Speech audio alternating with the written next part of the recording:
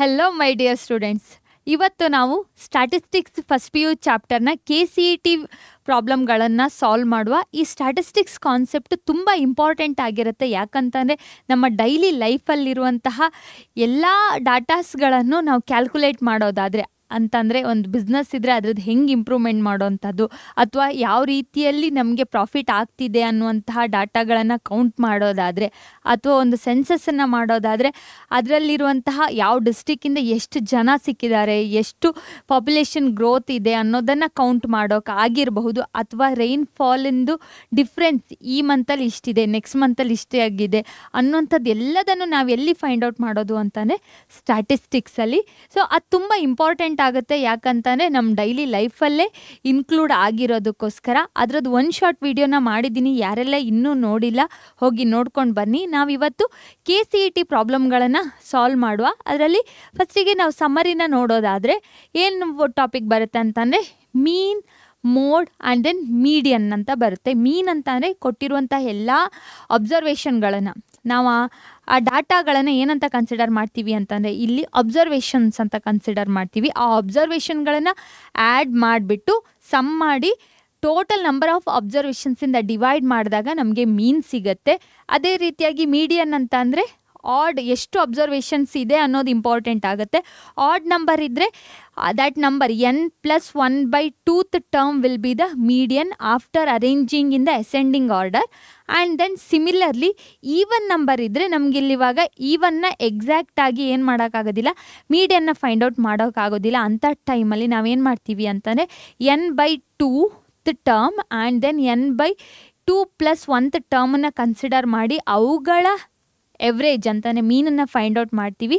That will be the median for the given observations ಆಗಿರುತ್ತೆ. You can see here ಮೀಡಿಯನ್ನ first find out ಮಾಡುವಾಗ ಇದು important ಆಗುತ್ತೆ ಅಂತಂದರೆ either arranging in ascending or else the descending ಆರ್ಡರಲ್ಲಿ ಇರುತ್ತೆ. ಅದೇ ರೀತಿಯಾಗಿ ಮೋಡ್ ಅಂತ ಯೂಸ್ ಮಾಡ್ತೀವಿ. ಅದೇನು ಅಂತಂದರೆ ತುಂಬ ರಿಪೀಟೆಡ್ ಆಗಿ ಇರುವಂತಹ ಒಂದು ಅಬ್ಸರ್ವೇಷನ್ಸ್, ಅದನ್ನು ನಾವು ಮೋಡ್ ಅಂತ ಕರಿತೀವಿ. Next you can see here ಈ ಚಾಪ್ಟ್ರಲ್ಲಿ ನಾವೇನು ಸ್ಟಡಿ ಮಾಡಿದ್ದೀವಿ ಫಸ್ಟ್ PUCಯಲ್ಲಿ ಅಂತಂದರೆ ಮೆಷರ್ ಆಫ್ ದ ಡಿಸ್ಪರ್ಷನ್. ಕೊಟ್ಟಿರುವಂತಹ ಡಾಟಾಗಳು ಎಷ್ಟು ಸ್ಕ್ಯಾಟರ್ ಆಗಿದೆ, ಒಂದು ಫಿಕ್ಸ್ಡ್ ಪಾಯಿಂಟ್ ಮೀನ್ ಒಂದು 50 ಅಂತ ಬಂದಿದೆ, ಬಂದಿರುವಂಥ 90, 70, 60 ಅನ್ನುವಂಥ ಬೇರೆ ಬೇರೆ ಮಾರ್ಕ್ಸ್ಗಳು ಈ 50 ಮಾರ್ಕ್ಸಿಂದ ಎಷ್ಟು ಸ್ಕ್ಯಾಟರ್ ಆಗಿದೆ ಅನ್ನೋದನ್ನು ನಾವು ಮೆಷರ್ ಮಾಡ್ತೀವಿ. ಆ ಮೆಷರ್ ಮಾಡ್ಕೊಳ್ಳೋಕ್ಕೆ ಈ ಟರ್ಮ್ಗಳನ್ನು ಯೂಸ್ ಮಾಡ್ತೀವಿ. ಅದು ಒಂದು ಯಾವುದು ಅಂತಂದರೆ range. Next one is mean deviation. Mean ಡಿವಿಯೇಷನ್ನಲ್ಲಿ ತುಂಬ ವೆರೈಟಿ ಇದೆ. Mean deviation about the mean ಅಂತ, mean deviation about the median ಅಂತ ಇದೆ for the different varieties of frequency ಡಿಸ್ಟ್ರಿಬ್ಯೂಷನ್ಗಳಿಗೆ. ಅದೇ ರೀತಿಯಾಗಿ ಸ್ಟ್ಯಾಂಡರ್ಡ್ ಡಿವಿಯೇಷನ್ನು ಸಹ ನಾವು ಫೈಂಡ್ ಔಟ್ ಮಾಡಿದ್ದೀವಿ.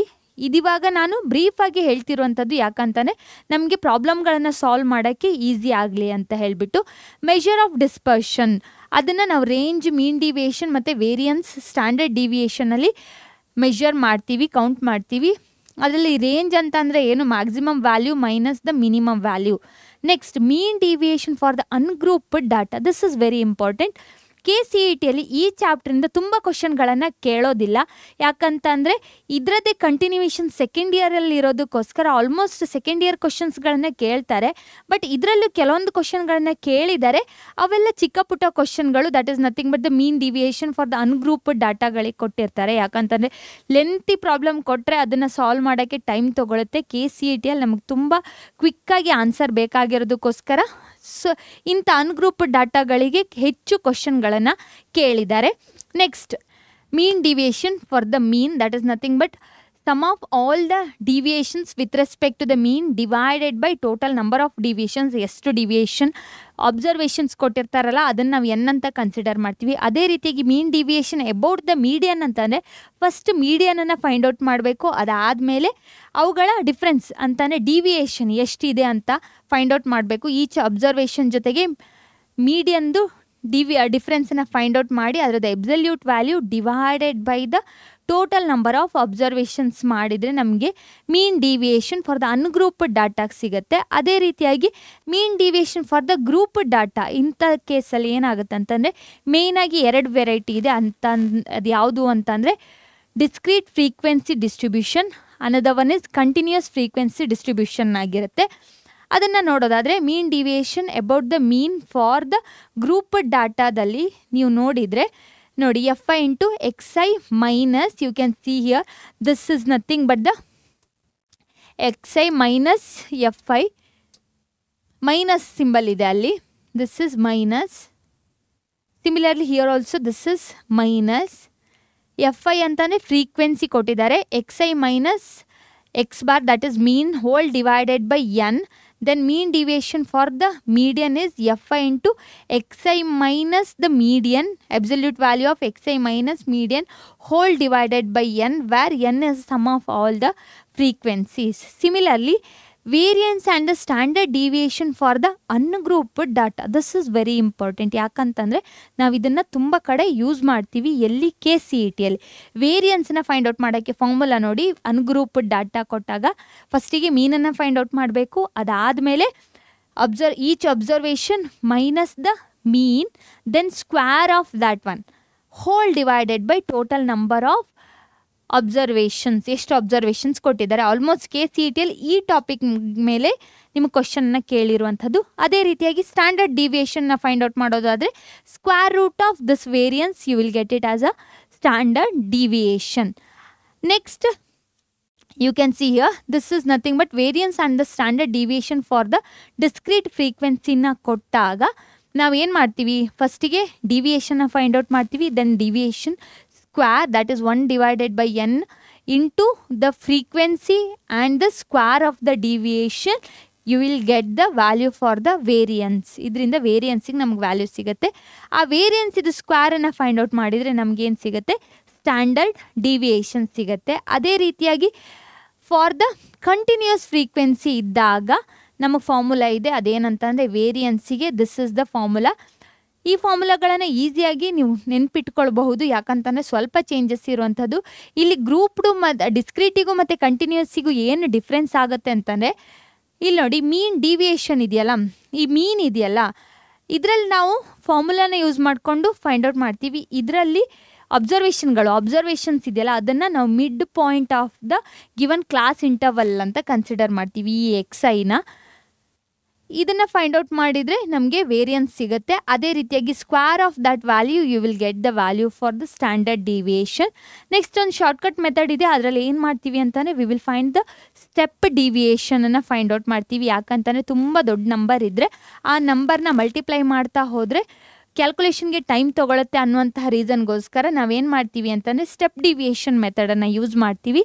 That is nothing but A ಅಂತ ಯಾವುದೋ ಒಂದು ಎಸ್ಯೂಮ್ಡ್ ಮೀನ್ನ ಕನ್ಸಿಡರ್ ಮಾಡಿಬಿಟ್ಟು X I minus A divided by ಹೆಚ್ ಅಂತ ಸ್ಟೆಪ್ ಡಿವಿಯೇಷನನ್ನು ಬರೆದು ಅದರಲ್ಲಿ ಈ ಫಾರ್ಮುಲಾಗಳನ್ನು ರಿಪ್ಲೇಸ್ ಮಾಡಿಬಿಟ್ಟು ನಾವೇನನ್ನು ಫೈಂಡ್ ಔಟ್ ಮಾಡ್ತೀವಿ, ವೇರಿಯನ್ಸ್ ಮತ್ತು ಸ್ಟ್ಯಾಂಡರ್ಡ್ ಡಿವಿಯೇಷನನ್ನು ಫೈಂಡ್ ಔಟ್ ಮಾಡ್ತೀವಿ.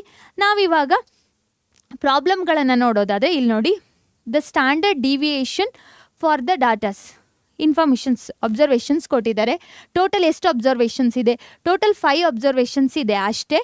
So you can see the options √2, √10, 2 and 10 ಅಂತ ಕೊಟ್ಟಿದ್ದಾರೆ. ಓಕೆನಾ, ಫಸ್ಟಿಗೆ ನಾವು ಕೊಟ್ಟಿರೋಂಥ ಅಬ್ಸರ್ವೇಷನ್ಸ್ ಇದು ಮೀನನ್ನು ಫೈಂಡ್ ಔಟ್ ಮಾಡುವ. ಸೊ ಮೀನನ್ನು ಫೈಂಡ್ ಔಟ್ ಮಾಡಿದರೆ ನಮ್ಮ ಹತ್ರ ಫಾರ್ಮುಲಾ ಉಂಟು, ಏನು ವೇರಿಯನ್ಸನ್ನು ಫೈಂಡ್ ಔಟ್ ಮಾಡೋದಾದರೆ variance is nothing but for the ungrouped ಡಾಟಾಗೇನು sum of squares of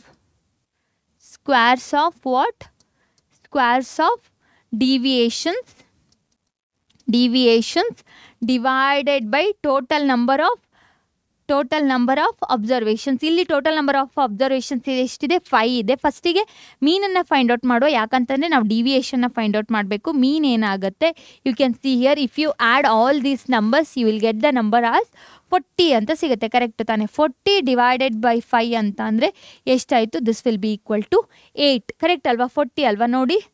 so next 8 ನಮ್ಗೆ ಇವಾಗ ಮೀನ್ ಸಿಕ್ತು. ಈಚ್ ಡಿವಿಯೇಷನ್ನ ಬರೆಯುವ, ನಾನು ಡಿವಿಯೇಷನನ್ನು ಬರೆಯೋದಾದರೆ ಡಿವಿಯೇಷನ್ ಫಾರ್ ಈಚ್ ಅಬ್ಸರ್ವೇಷನ್ನ ಬರೆಯೋದಾದರೆ you can see here 6 minus 8 is -2, then 7 minus 8 is -1, then 8 minus 8 is 0, 9 minus 8 is 1, 10 minus 8 is 2 ಆಗುತ್ತೆ. ಸರಿನಾ? ಇಷ್ಟು ಆದಮೇಲೆ ಅದು 20 ಅಲ್ಲ 2 you can see here that is nothing but the 2. ನನಗೀಗ ಸ್ಕ್ವೇರ್ ಆಫ್ ದೀಸ್ ನಂಬರ್ಸ್ ಬೇಕು. ಸ್ಕ್ವೇರನ್ನು ಫೈಂಡ್ ಔಟ್ ಮಾಡೋದಾದರೆ ಏನಾಗುತ್ತೆ? Square of this numbers will be nothing but 4 + 1 + 0 + 1 + 4 square of this numbers. ಇದಿಷ್ಟನ್ನು ಆ್ಯಡ್ ಮಾಡಿದರೆ ನಿಮ್ಗೆ ಎಷ್ಟು ವ್ಯಾಲ್ಯೂಸ್ ಸಿಗುತ್ತೆ? That is nothing but 4 + 1 is 4 is 5 + 5 is 10 ಸಿಕ್ತು. This is what sum of square of numbers. ಓಕೆನಾ? ನನಗೆ ಇವಾಗ ವೇರಿಯನ್ಸನ್ನು ಬರೆಯೋದಾದರೆ you can see here I will write this one as 10 here only. Then next you can see ನಾನೇನು ಮಾಡ್ತೀನಿ ಅಂತಂದರೆ ವೇರಿಯನ್ಸನ್ನು ಫೈಂಡ್ ಔಟ್ ಮಾಡ್ತೀನಿ. ಈಸಿಯಾಗಿ ಫೈಂಡ್ ಔಟ್ ಮಾಡಬಹುದು. That is nothing but variance sigma is equal to 10 divided by total number of observations ಎಷ್ಟಿರೋದು 5. ಹಾಗಾದರೆ 2 ಸಿಕ್ತು. Sigma square will be the variance. ಸರಿನಾ? Sigma square will be the variance. 2 ಆನ್ಸರಾ? ಅಲ್ಲ. ಯಾಕಂತ ಅಂದರೆ ಇಲ್ಲಿ ನೋಡಿ ಆಪ್ಷನಲ್ಲಿ 2 ಇದೆ. ಇಷ್ಟೆಲ್ಲ ಸಾಲ್ವ್ ಮಾಡಿದ ಮೇಲೆ 2 ಅಂತ ಆನ್ಸರ್ ಬಂದಿದ್ರೆ it is wrong because we are finding the standard deviation. Standard deviation sigma is nothing but the square root of the variance that is nothing but square root of 2 is the answer. That means the final answer is this one. Easy ಇದೆ ತಾನೆ? So ಸ್ವಲ್ಪ careful ಆಗಿ answer ಬರಿಬೇಕು. ನಿಮ್ಗೆ ಇಲ್ಲಿ 2 ಅಂತ ಬಂತು ಅಂತ ಖುಷಿಯಲ್ಲಿ 2ನ ಬರೆದ್ರೆ that is the wrong answer. Next one you can see here the mean deviation about the mean for the datas. ಇಷ್ಟೊಂದು ಅಬ್ಸರ್ವೇಷನ್ಸ್ ಕೊಟ್ಟಿದ್ದಾರೆ, ಅದಕ್ಕೆ mean deviation about the mean ಅಂತ ಹೇಳ್ತಿದ್ದಾರೆ. First we need to find the mean. ಇಷ್ಟು informations ಕೊಟ್ಟಲ್ಲಿ ಮೀನನ್ನು find out ಮಾಡೋದು ಹೇಗೆ? First we will add all these values. Add ಮಾಡಿದರೆ ಎಷ್ಟು ಸಿಗುತ್ತೆ ನೋಡಿ? 70 + 13 you will get the answers as 80 correct ಅಲ್ವಾ? ಇದಿಷ್ಟನ್ನು ಆ್ಯಡ್ ಮಾಡಿದರೆ 80 ಸಿಗುತ್ತೆ. ಟೋಟಲ್ ಎಷ್ಟು ಅಬ್ಸರ್ವೇಷನ್ಸ್ ಇದೆ ನೋಡಿ? 3 6 7 8 ಅಬ್ಸರ್ವೇಷನ್ಸ್ ಇದೆ. So 80/8 is equal to 10 is the value of mean. 10 is the value of mean. ಇವಾಗ mean deviation about the mean ಅಂತ ಕೇಳ್ತಿದ್ದಾರೆ. ಈಚ್ ಡಿವಿಯೇಷನನ್ನು ನಾವು ಇವಾಗ ಬರೆಯುವ. So mean deviation about the mean ಅಂತ ಹೇಳಿದರೆ ಫಸ್ಟಿಗೆ ನಾವು ಏನನ್ನು ಬರಿಬೇಕು? Sum of all the deviations from xi minus x bar whole divided by total number of observations n. So n ನಮಗೆ ಗೊತ್ತು ಎಷ್ಟು ಅಂತ, ಇಟ್ ಈಸ್ ನಥಿಂಗ್ ಬಟ್ 8 ಅಂತ ಗೊತ್ತಾಗಿದೆ. ಇವಾಗ ಈಚ್ ಡಿವಿಯೇಷನ್ನ ಬರೆಯುವ absolute value of the deviations. So that is nothing but xi minus x bar which is equal to 10 ಸಿಕ್ಕಿದೆ. 4 minus 10 is ಸೊ 6 ಅಂತ ಬರಿತೀನಿ. Then 7 minus 10 is 3. Then 8 minus 10 is 2. Then 9 minus 10 is 1. 10 minus 10 is 0. 12 minus 10 is, that is also 2.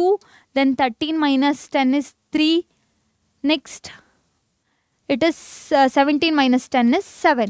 ಹಾಗಾದರೆ ಇದಿಷ್ಟನ್ನು add ಮಾಡಿದರೆ ನಿಮ್ಗೆ ಎಷ್ಟು value ಸಿಗುತ್ತೆ ಅಂತ ನೋಡೋದಾದರೆ ಯು ಕ್ಯಾನ್ ಸಿ ಹಿಯರ್ 7 10 10 20 24 ಸಿಗುತ್ತೆ. ಕರೆಕ್ಟ್ ಅಲ್ವಾ? ಈಸಿಯಾಗಿ ಕ್ಯಾಲ್ಕುಲೇಟ್ ಮಾಡ್ಬೋದು. ಇದೆರಡನ್ನು ಆ್ಯಡ್ ಮಾಡಿದರೆ 10. 6 + 2 + 2 is 4. 10 + 2 10 + 4 it is 24. ಸೊ ಇದಿಷ್ಟನ್ನು ಆ್ಯಡ್ ಮಾಡಿದರೆ sum of these values are how much it is 24 ಆಯಿತು. ಇದನ್ನೆಲ್ಲ ಆ್ಯಡ್ ಮಾಡಿರೋವಂಥದ್ದು. ಇವಾಗ ನಾನು ಮೀನ್ ಡಿವಿಯೇಷನ್ ಅಬೌಟ್ ದ ಮೀನನ್ನು ಫೈಂಡ್ ಔಟ್ ಮಾಡೋದಾದರೆ 24 divided by total number of observations, how much it is? So it is 3. So ಹಾಗಾದರೆ answer ಏನಾಗುತ್ತೆ? 3 will be the answer. First option is the correct one. Easy ಇದೆ ತಾನೆ? ಈ ಥರದ್ದು ಈಸಿಯಾಗಿರುವಂಥ ಕ್ವಶನ್ಗಳನ್ನೇ ಕೇಳ್ತಾರೆ. So ಸ್ವಲ್ಪ ಕಾನ್ಷಿಯಸ್ ಆಗಿ ನೀವು ಟರ್ಮ್ಗಳನ್ನು ಬರ್ಕೋಬೇಕಾಗತ್ತೆ. ಇಷ್ಟೇ ಪ್ರಾಬ್ಲಮ್ಗಳಿರುವಂತಹದ್ದು ಈ ಚಾಪ್ಟರಲ್ಲಿ. ಯಾಕಂತಂದರೆ ಸೆಕೆಂಡ್ ಇಯರ್ ಚಾಪ್ಟರಲ್ಲಿ ತುಂಬ ಕ್ವಶನನ್ನು ಕೇಳೋದಕ್ಕೋಸ್ಕರ ಫಸ್ಟ್ ಇಯರ್ ಕ್ವಶನಲ್ಲಿ ಜಾಸ್ತಿ ಬರೋದಿಲ್ಲ. ಬಟ್ ಹಾಗಂತ ಹೇಳಿಬಿಟ್ಟು ಈ ಥರ ಈಸಿ ಕ್ವಶನ್ಗಳನ್ನು ಸ್ಕಿಪ್ ಮಾಡಬೇಡಿ, ಮರೀದೆ ಓದಿ. ನೀವು ಈಸಿಯಾಗಿ ಕಲಿಬೇಕು ಅಂತಂದರೆ ಇವಾಗಲೇ ನಮ್ಮ ಚಾನಲ್ ಆದಂತಹ PUC ಎಟ್ ಪರೀಕ್ಷೆ ಸೈನ್ಸನ್ನು ಸಬ್ಸ್ಕ್ರೈಬ್ ಮಾಡ್ಕೊಳ್ಳಿ. ನಾವು ಮುಂದಿನ ವಿಡಿಯೋದಲ್ಲಿ ಮೀಟ್ ಆಗುವ. ಅಲ್ಲಿ ತನಕ ಟೇಕ್ ಕೇರ್, ಬಾಯ್.